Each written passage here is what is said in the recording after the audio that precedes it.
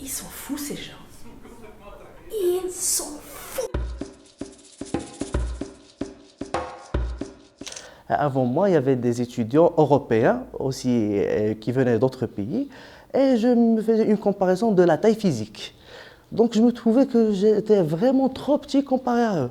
Donc ça m'a causé beaucoup d'impact. Voilà, qu'est-ce qui se passe? Pourquoi on est comme ça? Est-ce que ça vient de nos origines, vient de notre nourriture, ou vient de notre façon de vivre? Mais après avoir fait cet accompagnement, je la voyais quand même repartir avec un sourire et avec un petit peu d'espoir. Et moi, j'ai eu l'occasion aussi de voir cette personne une fois qu'elle était de retour dans son pays d'origine. Et c'était une toute autre personne. J'ai dans ma classe cette année une petite fille qui est dyscalculique profonde, qui ne sait pas faire en 5e primaire 8+4. Et au début, on se dit, oula, difficile.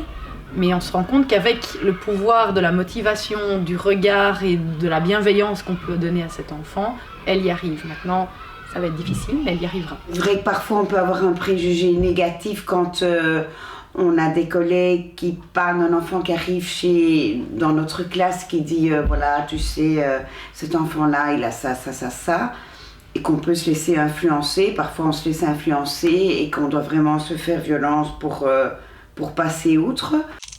Mais moi je pars du principe que l'intention qu'on met sur la personne, ou même la manière dont on la voit dès le départ, a un impact sur comment évidemment le travail va s'effectuer.